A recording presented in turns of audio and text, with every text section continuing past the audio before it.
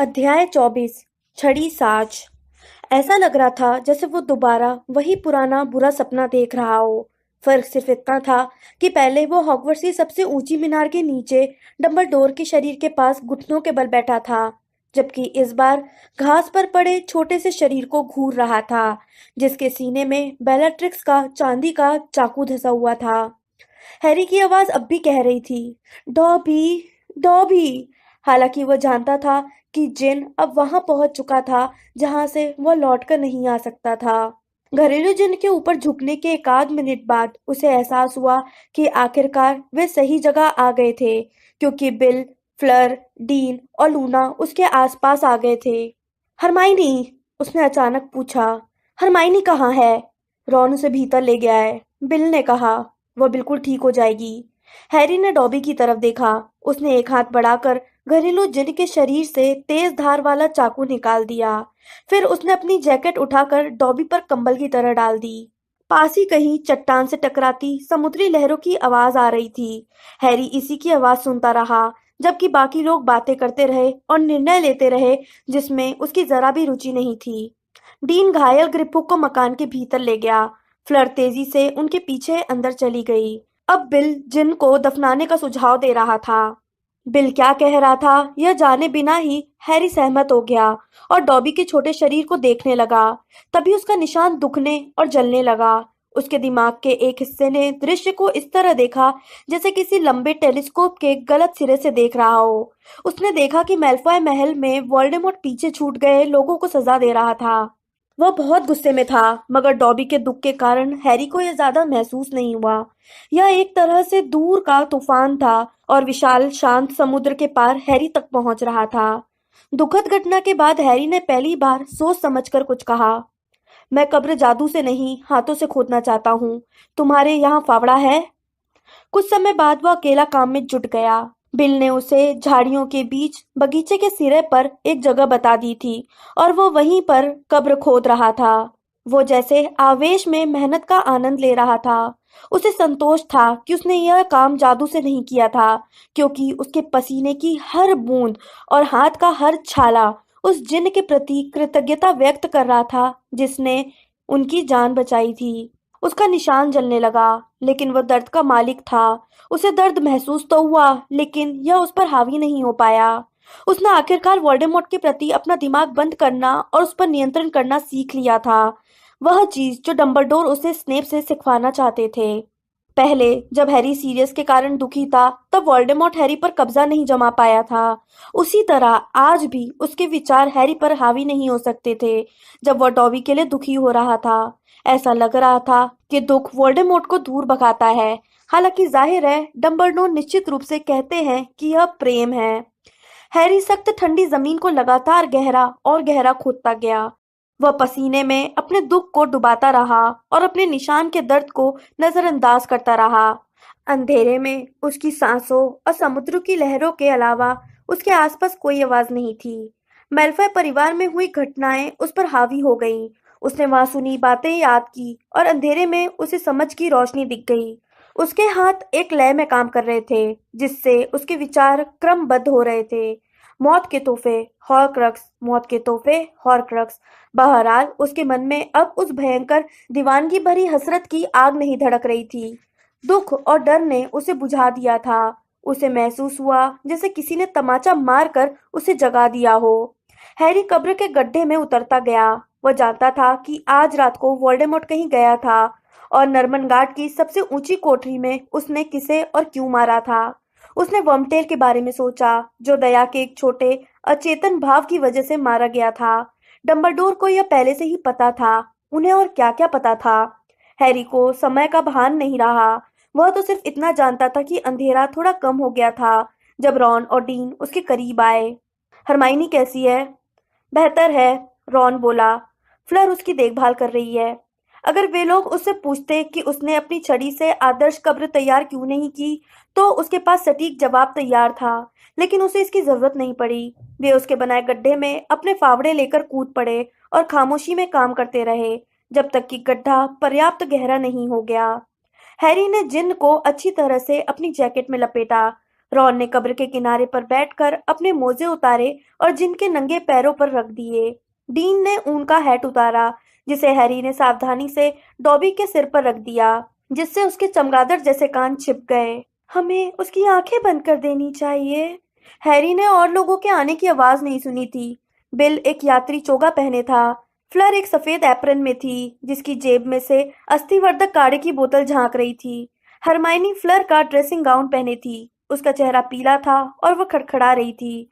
उसके करीब आने पर रॉन ने उसे सहारा दिया।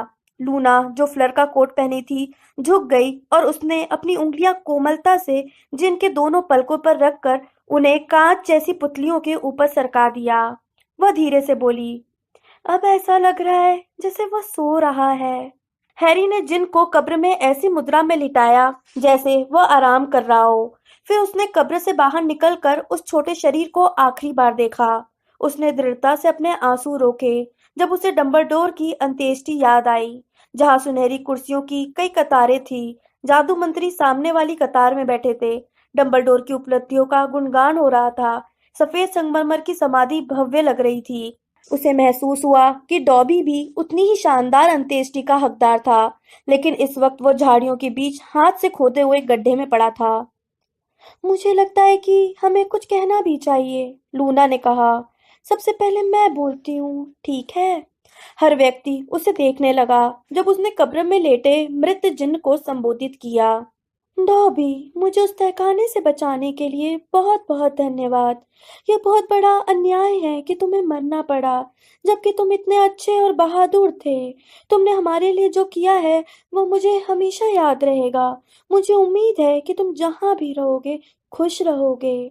वह मुड़ी और उसने उम्मीद के साथ रॉन की तरफ देखा, जिसने अपना गला साफ किया और भारी आवाज में बोला, हाँ, धन्यवाद डॉबी। शुक्रिया, डीन बुदबुदाया। हैरी ने थूक निगला। अलविदा डॉबी, उसने कहा। उसके मुंह से इससे ज्यादा शब्द नहीं निकल पाए, लेकिन लूना ने उसकी भावनाएं बयां कर दी। बिल ने अपनी छड़ी लहराई, जिससे कब्र के पास पड़े मिट्टी के ढेर ने उड़कर लाश को अच्छी तरह से ढक दिया। वहां एक छोटा लाल टीला बन गया। हैरी ने बाकी लोगों से कहा, बुरा मत मानना, मैं थोड़ी देर यहीं रुकना चाहता हूँ। उन्होंने कुछ शब्द बुदबुदाए जिन्हें वो सुन नहीं पाया। सभी लोग उसकी पीठ थपथपाकर मकान के अंदर चले गए और हैरी जिन की कब्र के पास अकेला रह गया। उसने चारों तरफ देखा। क्यारियां बड़े सफेद पत्थरों से बनी थीं, जो समुद्र के कारण चिकने हो गए थे। उसने एक बड़ा पत्थर उठाया और तकिए की तरह उस जगह के ऊपर रख दिया जहां इस वक्त डॉबी का सिर रखा था। फिर उसने अपनी जेब से छड़ी टटोली। उसमें दो छड़ियां थी। वह भूल ही गया था। उसे अब याद नहीं आ रहा था कि वे किसकी छड़ियां थी। उसे तो बस इतना याद था कि उसने उन्हें किसी के हाथ से छुड़वाया था। उसने उनमें से ज्यादा छोटी छड़ी को चुना, जो उसके हाथ से ज्यादा दोस्ताना लग रही थी। फिर उसने छड़ी पत्थर की तरफ तान दी। धीरे धीरे उसके निर्देशों के अनुसार पत्थर की सतह पर गहरे निशान बनने लगे। वह जानता था कि हरमाइनी यह काम को ज्यादा सफाई से और जल्दी कर सकती थी, लेकिन कब्र खोदने की तरह इस काम को भी वह खुद ही करना चाहता था। जब हैरी दोबारा खड़ा हुआ तो पत्थर पर लिखा था, यहाँ स्वतंत्र घरेलू जिन डॉबी आराम कर रहा है। वह कुछ पल तक पत्थर पर लिखी इबारत को देखता रहा और फिर वहां से चल दिया। उसका निशान अब भी थोड़ा दुख रहा था और उसके मन में बहुत सी बातें भरी थी जो कब्र खोदते समय सूझी थी। अंधेरे में कई विचारों ने आकार ले लिया था, जो मंत्रमुग्ध भी कर रहे थे और भयंकर भी लग रहे थे। जब वह छोटे हॉल में पहुंचा तो उसने देखा कि बाकी लोग लिविंग रूम में थे। सभी का ध्यान बिल पर केंद्रित था, जो कुछ बोल रहा था। कमरा हल्के रंग का और सुंदर था, जिसकी अंगीठी में आग जल रही थी। हैरी गलीचे पर कीचड़ नहीं टपकाना चाहता था, इसलिए दरवाजे पर खड़े होकर सुनता रहा। किस्मत अच्छी है कि जिनी की छुट्टियां चल रही है। अगर वह हॉगवर्ट्स में होती तो हमारे उस तक पहुंचने से पहले ही उसे पकड़ लेते। अब हम जानते हैं कि वह भी सुरक्षित है। उसने मुड़कर चारों तरफ देखा और हैरी को दरवाजे पर खड़ा पाया। मैं परिवार के सभी लोगों को घर से दूर पहुंचा रहा था, उसने स्पष्ट किया। उन्हें म्यूरल आंटी के यहाँ पहुंचा दिया। प्राण बख्शी अब जान गए हैं कि रॉन तुम्हारे साथ है, इसलिए वे परिवार को निशाना जरूर बनाएंगे। माफी मत मांगो, उसने हैरी के चेहरे के भाव देखकर कहा। यह तो देर सबेर होना ही था। डैडी महीनों से कह रहे हैं हमारा परिवार खून का सबसे बड़ा गद्दार है। उन्हें सुरक्षित कैसे रखा जा रहा है? हैरी ने पूछा। रहस्य रक्षक सम्मोहन से। डैडी रहस्य रक्षक हैं। हमने इस मकान पर भी रहस्य रक्षक सम्मोहन कर रखा है। यहाँ पर मैं रहस्य रक्षक हूँ। हम में से कोई भी ऑफिस नहीं जा सकता, लेकिन अब यह ज्यादा मायने नहीं रखता है। ओलिवेंडर और ग्रिपुक के ठीक होते ही उन्हें भी म्यूरल के यहाँ पहुंचा देंगे। यहाँ पर ज्यादा जगह नहीं है, जबकि म्यूरल के यहाँ बहुत सारी जगह है। ग्रिपुक के पैर ठीक हो रहे हैं। फ्लर ने उसे अस्थिवर्धक काढ़ा पिला दिया है। हम शायद उन्हें एक आध घंटे में वहां पहुंचा सकते हैं। नहीं, हैरी ने कहा और बिल हैरान दिखने लगा। मुझे उन दोनों की यहाँ जरूरत है। मुझे उनसे बातचीत करनी है। ये महत्वपूर्ण है। उसे अपनी आवाज में सत्ता और विश्वास का अंदाज सुनाई दिया। उसमें उद्देश्य का एहसास भी था, जो उसे डॉबी की कब्र खोदते समय महसूस हुआ था। सभी चेहरे मुड़कर उसकी तरफ हो गए थे और वे हैरान दिख रहे थे। मैं हाथ पैर धोकर आता हूँ, हैरी ने बिल से कहा और अपने हाथों की तरफ देखा, जो अब भी कीचड़ और डॉबी के खून से सने थे। फिर मैं सीधे उनसे बात करना चाहूंगा। वह छोटे से किचन में गया, जिसकी खिड़की के नीचे बेसिन था। यहाँ से समुद्र दिख रहा था। आसमान में सुबह की लाली छा रही थी, गुलाबी और हल्की सुनहरी। हाथ धोते समय एक बार फिर विचारों का वही सिलसिला शुरू हो गया, जो अंधेरे बगीचे में चल रहा था। डॉबी उन्हें यह कभी नहीं बता पाएगा कि उसे तहखाने में किसने भेजा था, लेकिन हैरी जानता था कि उसने क्या देखा था। आईने के टुकड़े में एक नीली आंख दिखी थी और फौरन मदद मिल गई थी। मदद मांगने वालों को हॉगवर्ट्स में हमेशा मदद मिलेगी। हैरी ने अपने हाथ पोंछे। उसे खिड़की के बाहर के दृश्य की सुंदरता या सिटिंग रूम में बैठे लोगों की बुदबुदाहटों से कोई फर्क नहीं पड़ रहा था। उसने समुद्र को देखा और महसूस किया कि इस सुबह वह रहस्य को समझने के ज्यादा करीब पहुंच गया था। और फिर उसका निशान टीस मारने लगा। हैरी जानता था कि वोल्डेमॉर्ट भी वहीं जा रहा था। हैरी समझ गया, लेकिन फिर भी विचलित नहीं हुआ। उसका सहज भाव उसे एक रास्ते पर चलने की सलाह दे रहा था, उसका दिमाग बिल्कुल दूसरे रास्ते पर। हैरी के दिमाग में डंबलडोर मुस्कुरा रहे थे और उसे अपनी जुड़ी हुई उंगलियों की नोक के ऊपर से देख रहे थे, जो जैसे प्रार्थना में जुड़ी थी। आपने रॉन को बत्ती बंद रहने दिया था। आप उसे समझते थे। आपने उसे लौटने का रास्ता दिखा दिया। और आप वम्पटेल को भी समझते थे। आप जानते थे कि उसके दिल में कहीं पर थोड़ा सा पछतावा था। अगर आप उन्हें जानते थे तो आप मेरे बारे में क्या जानते थे, डंबलडोर? क्या मेरे लिए यह है कि मुझे जानकारी तो है, लेकिन मैं उसे खोजूं नहीं? क्या आप जानते थे कि यह मेरे लिए कितना मुश्किल होगा? क्या इसलिए आपने इसे इतना मुश्किल बनाया है, ताकि मेरे पास यह समझने का समय रहे? हैरी बिल्कुल स्थिर खड़ा रहा। उसकी आंखें चमक रही थी। वह उस जगह को देखता रहा जहां उगते हुए सूरज की चमकीली सुनहरी किनारी क्षितिज में ऊपर उठ रही थी। फिर उसने अपने साफ हाथों को देखा और पल भर के लिए उस कपड़े को देखकर हैरान रह गया जिसे वह पकड़े था। इसे नीचे रखकर वह हॉल में लौट आया। उसी समय उसके निशान ने जमकर टीस मारी। उसके दिमाग में एक कौंध इतनी तेजी से आई जैसे पानी पर ड्रैगन फ्लाई का प्रतिबिंब आता है। एक इमारत की आकृति जिसे वह बहुत अच्छी तरह पहचानता था। बिल और फ्लर सीढ़ियों के नीचे खड़े थे। मुझे ग्रिप्पो को ओलिवेंडर से बातचीत करनी है, हैरी ने कहा। नहीं, फ्लर ने कहा, तुम्हें इंतजार करना होगा हैरी। वे दोनों बीमार और थके हुए हैं। माफ करना, उसने बिना आवेश के कहा, लेकिन इंतजार नहीं किया जा सकता। मुझे इसी वक्त उनसे बातचीत करनी है, अकेले में और अलग अलग। यह बेहद जरूरी है। हैरी, आखिर हो क्या रहा है? बिल ने पूछा। तुम यहाँ पर एक मरे हुए घरेलू जिन और आधे बेहोश पिशाच के साथ आए हो, और हरमानी को देखकर ऐसा लगता है जैसे उसे यातना दी गई हो। और रॉन ने मुझे कुछ भी बताने से साफ इनकार कर दिया। हम तुम्हें यह नहीं बता सकते कि हम क्या कर रहे हैं, हैरी ने सपाट स्वर में कह दिया। बिल, तुम तो मायापंछी के समूह में हो। तुम जानते हो कि डंबलडोर हमारे लिए काम छोड़कर गए हैं और हमें इस बारे में किसी से भी बात करने की इजाजत नहीं है। फ्लर ने अधीरता भरी आवाज निकाली, लेकिन बिल ने उसकी तरफ नहीं देखा। वो हैरी को घूर रहा था। उसके गहरे निशानों वाले चेहरे को पढ़ना मुश्किल था। आखिरकार बिल बोला, ठीक है, तुम पहले किससे बात करना चाहते हो? हैरी झिझका। वह जानता था कि उसके इस निर्णय पर बहुत कुछ निर्भर था। अब बहुत ही कम समय बचा था। उसे इसी वक्त यह फैसला करना था, हॉर्क्रक्स या मौत के तोहफे। ग्रिपहुक, हैरी ने कहा, मैं पहले ग्रिपहुक से बात करूंगा। उसका दिल सरपट भाग रहा था, जैसे उसने दौड़ते दौड़ते अभी अभी एक बड़ी बाधा को पार किया हो। तो फिर इधर चलो, बिल ने आगे चलते हुए कहा। हैरी कई सीढ़ियां चढ़कर रुक गया और फिर उसने मुड़कर देखा। तुम दोनों भी चलो, उसने रॉन और हरमाइनी से कहा, जो सिटिंग रूम के दरवाजे पर थोड़े छिपे खड़े थे।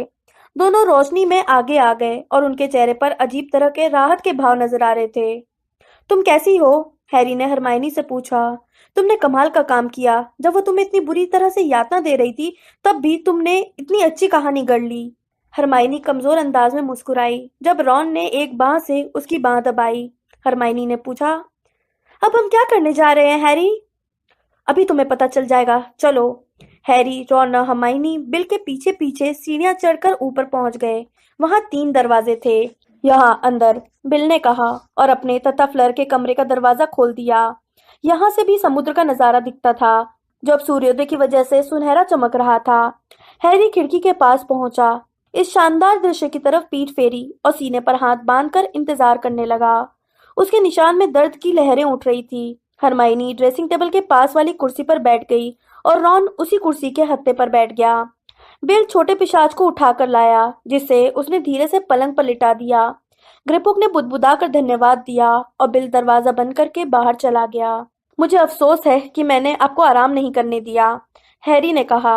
आपके पैर कैसे हैं? काफी दर्द है, पिशाच ने जवाब दिया, लेकिन सुधार हो रहा है। वह अब भी गरुड़द्वार की तलवार को जकड़े हुए था और उसके चेहरे पर अजीब सा भाव था, आधी बगावत का, आधी दिलचस्पी का। हैरी ने पिशाच की पीली चमड़ी, लंबी पतली उंगलियों और काली आंखों को देखा। फ्लर ने उसके जूते उतार दिए थे। उसके लंबे पैर गंदे थे। वह घरेलू जिन से थोड़ा बड़ा था, लेकिन ज्यादा नहीं। उसका गुंबद जैसा सिर इंसान के सिर से बहुत बड़ा था। आपको शायद याद नहीं होगा, हैरी ने कहना शुरू किया, कि तुम्हारे पहली बार गिंगोट आने पर मैं ही तुम्हें तिजोरी तक ले गया था। ग्रिपुक ने कहा, मुझे याद है हैरी पॉटर, पिशाचों में भी तुम मशहूर हो। हैरी और पिशाच एक दूसरे को देखते हुए तौलते रहे। हैरी का निशान अब भी दुख रहा था। वह ग्रिपुक के साथ जल्दी से जल्दी बातचीत खत्म करना चाहता था, लेकिन डर भी रहा था कि कहीं गलत कदम न उठा ले। जब वह यह सोच रहा था कि आग्रह करने का सबसे अच्छा तरीका कौन सा होगा, तो पिशाच ने खामोशी तोड़ी। तुमने घरेलू जिन्न को दफनाया, उसने कहा और उसकी आवाज अप्रत्याशित रूप से उल्हाना देती हुई सी लग रही थी। मैंने पास वाले बेडरूम की खिड़की से तुम्हें यह करते देखा था। हाँ, हैरी ने कहा। ग्रिपुक ने अपनी तिरछी काली आंखों के कोने से उसे देखा। तुम बहुत असाधारण जादूगर हो हैरी पॉटर। किस मायने में? हैरी ने पूछा और अनजाने में ही अपने निशान को मलने लगा। तुमने कब्र हाथों से खोदी। तो ग्रिपुक ने कोई जवाब नहीं दिया। हैरी को लगा कि वो मगलुओं की तरह काम करने के लिए उस पर ताना मार रहा है, लेकिन इस बात से उसे ज्यादा फर्क नहीं पड़ता था कि ग्रिपुक डॉबी की कब्र की प्रशंसा करता था या नहीं। उसने खुद को हमले के लिए तैयार किया। ग्रिपुक, मुझे यह पूछना है, तुमने एक पिशाच को भी बचाया? क्या? तुम मुझे यहाँ लाए, मुझे बचाया? देखो, मुझे लगता है कि इस बात पर तुम्हें अफसोस तो नहीं होगा, हैरी ने थोड़ी अधीरता से कहा। नहीं हैरी पॉटर, ग्रिपुक ने कहा और अपनी ठुड्डी की पतली काली दाढ़ी पर एक उंगली घुमाई। लेकिन तुम बहुत अजीब जादूगर हो। ठीक है, हैरी ने कहा। देखो ग्रिपुक, मुझे थोड़ी मदद की जरूरत है और तुम मेरी मदद कर सकते हो। पिशाच ने उत्साह बढ़ाने वाली कोई प्रतिक्रिया नहीं की, बल्कि हैरी को त्योरियां चढ़ाकर इस तरह देखता रहा जैसे उसने उस जैसा व्यक्ति पहले कभी नहीं देखा हो। मुझे ग्रीन गॉड की एक तिजोरी में घुसना है। हैरी यह बात इतनी स्पष्टता से नहीं बोलना चाहता था, लेकिन उसके मुंह से ये शब्द अचानक निकल गए जब उसके बिजली जैसे निशान में तेज दर्द हुआ और उसे एक बार फिर हॉगवर्ट्स की आकृति दिखी। उसने अपना दिमाग दृढ़ता से बंद कर लिया। उसे पहले ग्रिपुक से निपटना था। रॉन और हरमाइनी हैरी को इस तरह घूर रहे थे जैसे वो पागल हो गया हो। हैरी, हरमाइनी ने कहा, लेकिन ग्रिपुक ने उसकी बात बीच में ही काट दी। ग्रीन गॉड की एक तिजोरी में घुसना है, पिशाच बुदबुदाया और दर्द से थोड़ा कराहा जब उसने पलंग पर अपने शरीर का कोण बदला। यह असंभव है। नहीं, यह संभव नहीं है, रॉन ने उसकी बात का विरोध किया। यह पहले भी हो चुका है। हाँ, हैरी ने कहा, उसी दिन जब मैं तुमसे पहली बार मिला था ग्रिपुक, मेरे जन्मदिन पर 7 साल पहले। वह तिजोरी खाली थी, पिशाच ने कहा। हैरी समझ गया कि हालांकि ग्रिपुक ग्रीन गॉड छोड़ आया था, लेकिन वो इसकी सुरक्षा तोड़े जाने के विचार से बुरा मान गया था। उसकी सुरक्षा बड़ी मामूली थी। देखो, हम जिस तिजोरी में घुसना चाहते हैं वो खाली नहीं है। मुझे लगता है कि इसकी सुरक्षा काफी तगड़ी होगी, हैरी ने कहा। लेस्ट्रेंज परिवार की तिजोरी। उसने हरमाइनी और रॉन को हैरानी से एक दूसरे से नजरें मिलाते देखा, लेकिन ग्रिपुक के जवाब देने के बाद उन्हें समझाने के लिए काफी वक्त रहेगा। यह संभावना नहीं है, ग्रिपुक ने सपाट अंदाज में कहा। जरा सी भी संभावना नहीं है। अगर आप खोज रहे हो हमारे फर्श के नीचे वह खजाना जो आपका नहीं है, तो चोर महाशय, आपको चेतावनी दे दी गई है, रहना सावधान। हाँ, मैं जानता हूँ, मुझे याद है, हैरी ने कहा। लेकिन मैं अपने फायदे के लिए किसी का खजाना लूटने नहीं जा रहा हूँ। मैं व्यक्तिगत लाभ के लिए कुछ लेने नहीं जा रहा हूँ। क्या तुम्हें इस बात पर यकीन है? पिशाच ने कनखियों से हैरी को देखा और हैरी के माथे का निशान एक बार फिर दुखा, लेकिन उसने इसे नजरअंदाज कर दिया और इसके दर्द या आमंत्रण को स्वीकार नहीं किया। अगर ऐसा कोई जादूगर है जिसके बारे में मुझे यकीन है कि वो व्यक्तिगत लाभ नहीं चाहता है, ग्रिपुक ने आखिरकार कहा, तो वह तुम हो, हैरी पॉटर।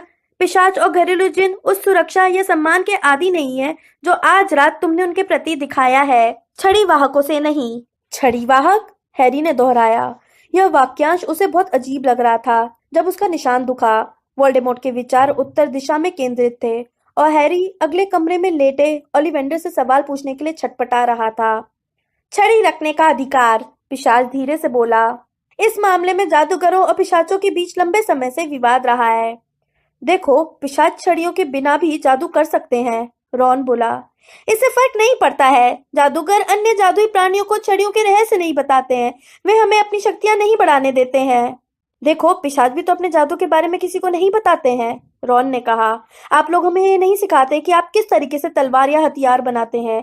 पिशाच धातु को इस तरह ढाल सकते हैं जो जादूगर कभी नहीं कर सकते। इससे कोई फर्क नहीं पड़ता है, हैरी ने ग्रिपुक के गुस्से से लाल होते चेहरे को देखते हुए कहा। यह जादूगर बनाम पिशाच या किसी दूसरे जादुई प्राणियों के बारे में नहीं है। पिशाच कुटिलता से हंसा।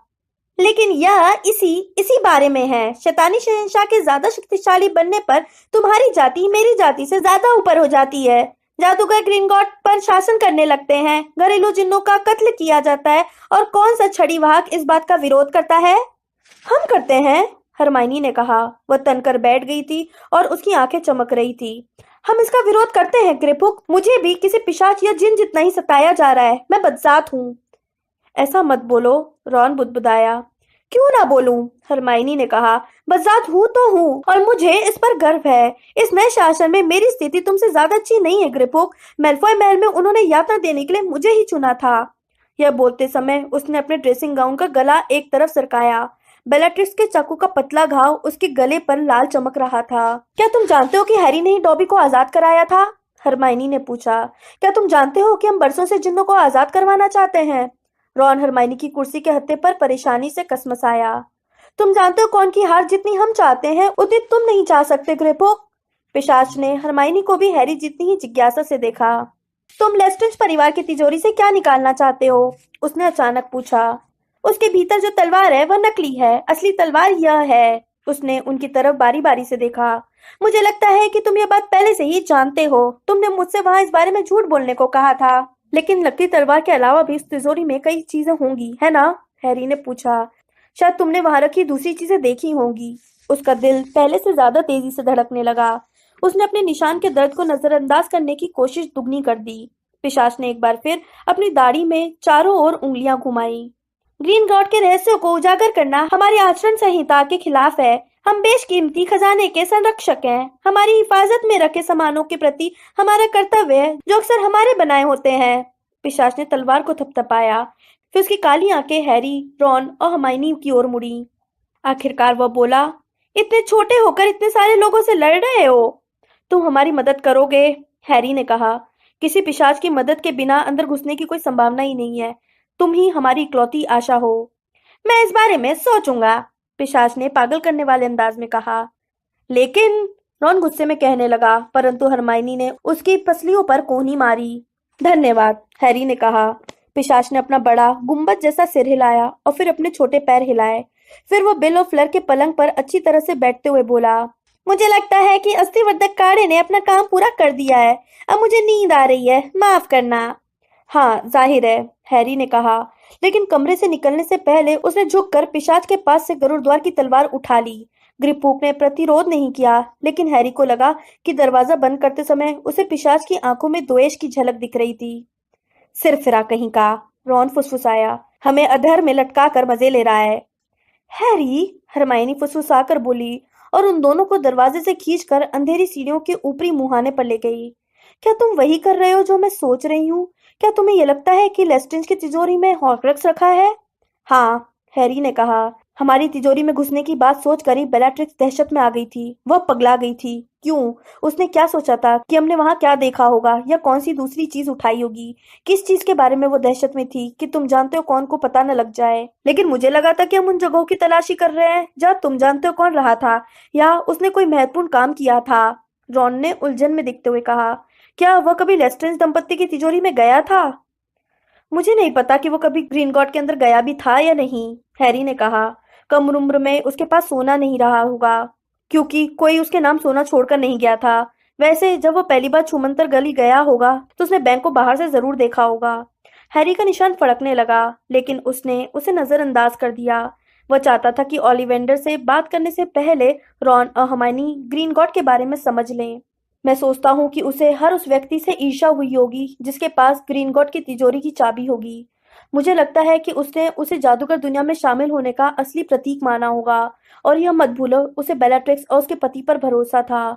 उसके पतन से पहले वे उसके सबसे वफादार सेवक थे, और उसके गायब होने के बाद उन्होंने ही उसकी तलाशी की थी।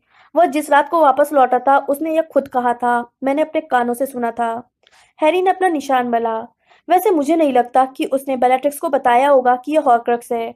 उसने लूसियस मेल्फॉय को डायरी की सच्चाई कभी नहीं बताई थी। उसने शायद बेलाट्रिक्स को यह बताया होगा कि यह एक बेशकीमती वस्तु है और उसे इसे अपनी तिजोरी में सुरक्षित रखना होगा।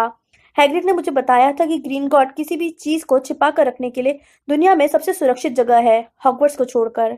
हैरी की बात पूरी होने पर रॉन ने अपना सिर हिलाया। तुम सचमुच उसे समझते हो दोस्त? कुछ हिस्से, हैरी ने कहा। कुछ हिस्से। काश मैं डंबलडोर को भी उतना ही समझ पाता। लेकिन देखते हैं। चलो अब ओलिवेंडर से बात करते हैं। रॉन और हर्माइनी हैरान लेकिन प्रभावित दिख रहे थे जब वे उसके पीछे पीछे बिल और फ्लर के कमरे के सामने वाले कमरे का दरवाजा खटखटाने लगे। भीतर से अंदर आ जाओ की कमजोर आवाज आई। ओलिवेंडर डबल बेड पर खिड़की से दूर वाले पलंग पर लेटा था। वह 1 साल से ज्यादा समय तक तहखाने में बंद रहा था। हैरी जानता था कि उसे कम से कम एक बार यातना दी गई थी। वह दुबला हो गया था और उसके चेहरे की हड्डियां पीली चमड़ी में काफी उभर कर दिख रही थी। उसकी बड़ी बड़ी सफेद आंखें कोटरों में धंस गई थी। कंबल पर पड़े हाथ किसी कंकाल के भी हो सकते थे। हैरी खाली पलंग पर रॉन और हर्माइनी के पास बैठ गया। यहाँ से उगता हुआ सूरज नहीं दिख रहा था। यह कमरा बगीचे और हाल ही में खुदी कब्र के सामने था। मिस्टर ओलिवेंडर, आपको तकलीफ देने के लिए मैं माफी चाहता हूँ, हैरी ने कहा।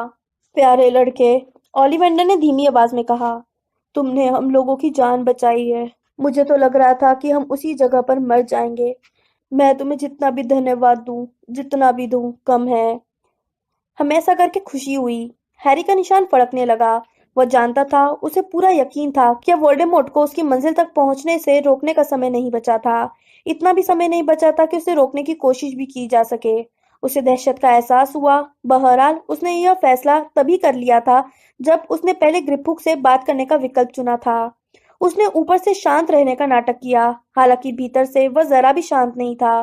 फिर उसने अपने गले में लटके पाउच में से अपनी टूटी छड़ी के 2 आधे हिस्से बाहर निकाले। मिस्टर ओलिवेंडर, मुझे कुछ मदद चाहिए। कुछ भी, कुछ भी, छड़ीसाज ने कमजोरी से कहा। क्या आप इसे ठीक कर सकते हैं? क्या यह संभव है? ओलिवेंडर ने अपना कांपता हुआ हाथ आगे बढ़ाया और हैरी ने 2 मुश्किल से जुड़े आधे हिस्सों को उसकी हथेली पर रख दिया। हॉली और फिनिक्स का पंख, ओलिवेंडर ने कांपती हुई आवाज में कहा। 11 इंच, अच्छी और लचीली। हाँ, हैरी ने कहा। क्या आप? नहीं, ओलिवेंडर ने फुसफुसाकर कहा। मुझे अफसोस है, बहुत अफसोस है, लेकिन जहां तक मैं जानता हूँ, जिस छड़ी को इतना ज्यादा नुकसान हुआ हो, उसे किसी तरीके से नहीं जोड़ा जा सकता। हैरी यह सुनने के लिए तैयार था, लेकिन फिर भी उसे झटका लगा। उसने छड़ी के दोनों आधे हिस्से वापस लेकर अपनी गले में लटके पाउच में रख लिए।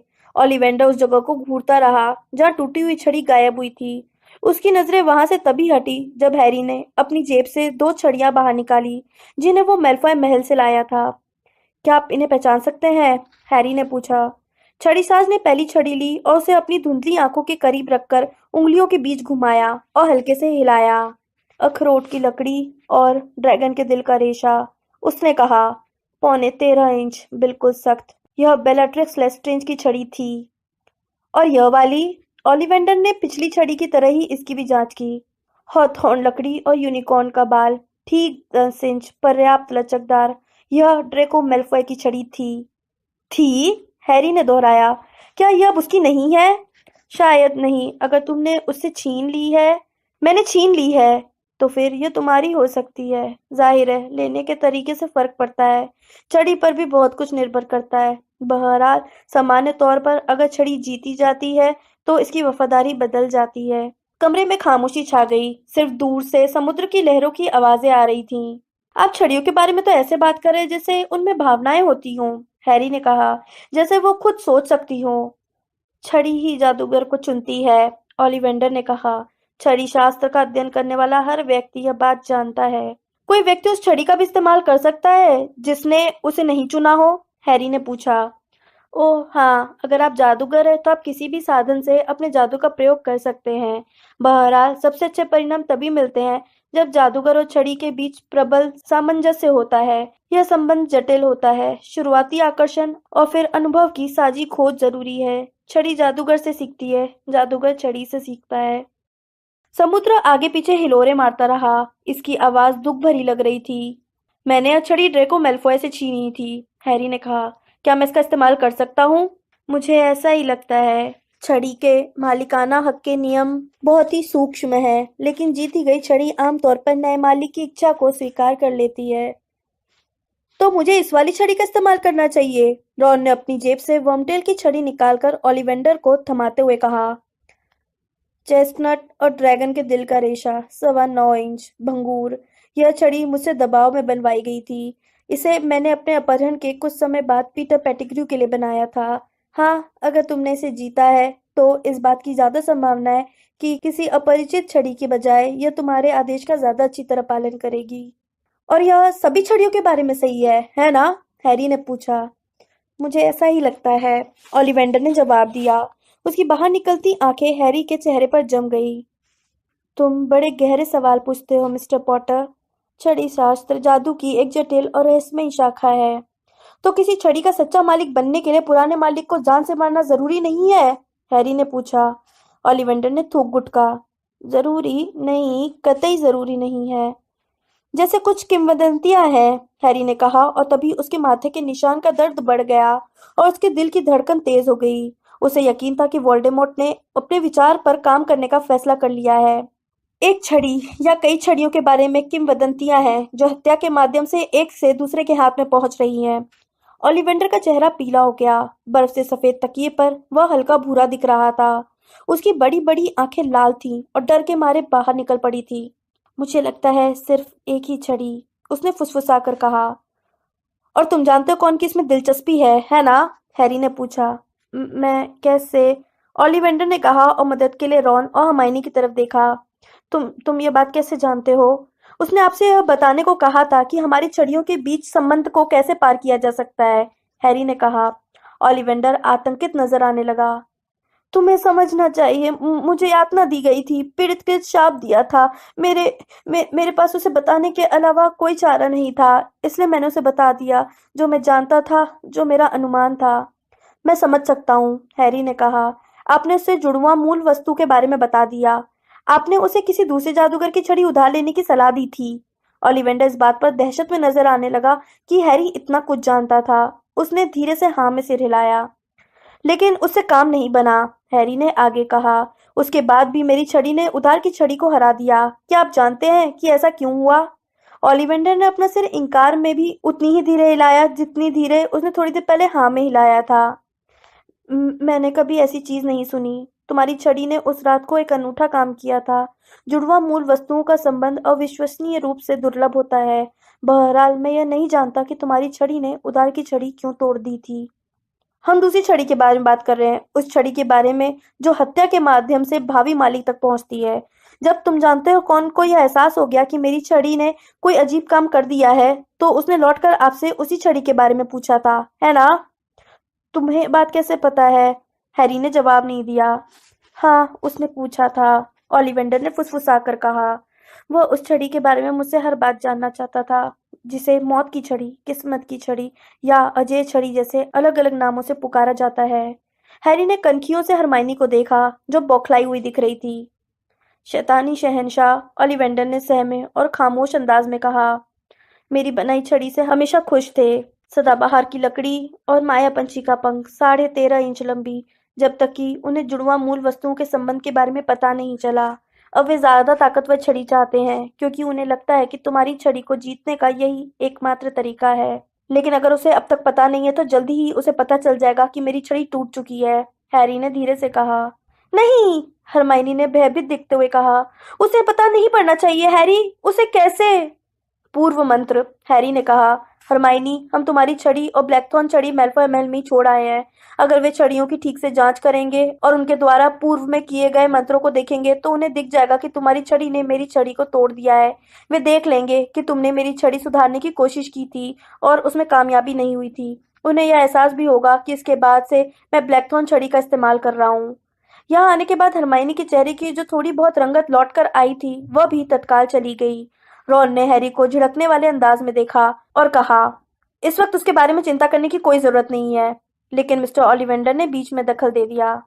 शैतानी शहंशाह अजय छड़ी को सिर्फ तुम्हारे विनाश के लिए नहीं चाहते मिस्टर पॉटर, वे इसके मालिक बनने के लिए दृढ़ संकल्पित हैं, क्योंकि उन्हें यकीन है कि इससे वे अजय बन जाएंगे। क्या ऐसा होगा? अजय छड़ी के मालिक को हमेशा हमले का डर होता है, ओलिवेंडर ने कहा। लेकिन मेरे हिसाब से शैतानी शहंशाह के पास मौत की छड़ी होने का विचार भयंकर है। हैरी को अचानक याद आया कि पहली मुलाकात में वह यह तय नहीं कर पाया था कि उसे ओलिवेंडर कितना पसंद आया था। ओलिवेंडर की यातना और कैद भोगने के बाद भी शैतानी शहंशाह के पास इस छड़ी के होने से उसे जितनी नफरत हो रही थी उतना ही सम्मोहन भी हो रहा था। आप सचमुच सोचते हैं कि छड़ी इस दुनिया में है मिस्टर ओलिवेंडर? हरमाइनी ने पूछा। ओह हाँ, ओलिवेंडर ने कहा। हाँ, इतिहास में इस छड़ी के सफर को आसानी से खोजा जा सकता है। जाहिर है बीच में कई अंतराल रहे हैं और काफी लंबे अंतराल रहे हैं जब यह नजरों से खो गई, कुछ समय के लिए गुम हो गई या छिप गई, लेकिन यह हमेशा वापस लौट आती है। इसकी पहचान के कुछ निश्चित लक्षण हैं जिसने छड़ी शास्त्र में निपुण लोग पहचान लेते हैं। कुछ गूढ़ लिखित वर्णन भी हैं जिनका अध्ययन मैं और अन्य छड़ीसाज काफी ध्यान से करते हैं। उनमें वास्तविकता का पुट है। तो आपको आपको यह नहीं लगता कि यह परिकथा या मिथक है? हरमाइनी ने उम्मीद से पूछा। नहीं, ओलिवेंडर ने कहा। मैं नहीं जानता कि इसका हत्या द्वारा दूसरे हाथ में पहुंचना जरूरी है या नहीं। बहरहाल इसका इतिहास खून खराबे वाला है, लेकिन ऐसा इस कारण से भी हो सकता है क्योंकि यह इतनी मूल्यवान वस्तु है कि हर व्यक्ति इसका मालिक बनना चाहता है और हर जादूगर के मन में इसे पाने की बहुत प्रबल इच्छा जाग जाती है। बेहद सशक्त और गलत हाथों में खतरनाक, यह छड़ी छड़ी शास्त्र के हम सभी विद्यार्थियों के लिए अद्भुत वस्तु रही है। मिस्टर ओलिवेंडर, हैरी ने कहा, आपने तुम जानते हो कौन को बता दिया कि गेग्रोविच के पास अजय छड़ी है ना? ओलिवेंडर का चेहरा पहले से भी ज्यादा पीला हो गया। वो भुतहा दिख रहा था जब उसने थूक गुटका। लेकिन कैसे? तुम्हें कैसे? इसकी परवाह न करे कि मुझे ये बात कैसे मालूम है, हैरी ने कहा और अपनी आंखें पल भर के लिए बंद कर ली। जब उसका निशान जला और कुछ पल के लिए उसे हॉग्समीड की मुख्य सड़क की झलक दिखी, जहां अब भी अंधेरा था क्योंकि यह उत्तर दिशा में बहुत दूर थी। आपने तुम जानते हो कौन को बता दिया कि गेग्रोविच के पास छड़ी थी? ऐसी अफवाह थी, ओलिवेंडर ने फुसफुसाकर कहा। एक अफवाह फैली थी बरसों पहले, तुम्हारे पैदा होने से भी पहले। मेरा मानना है कि गेग्रोविच ने इसे खुद फैलाया था। तुम देख सकते हो कि यह उसके धंधे के लिए कितना अच्छा था। वह अजय छड़ी के गुणों का अध्ययन कर रहा था और उसकी नकल कर रहा था। हाँ, मैं देख सकता हूँ, हैरी ने कहा। वह खड़ा हो गया।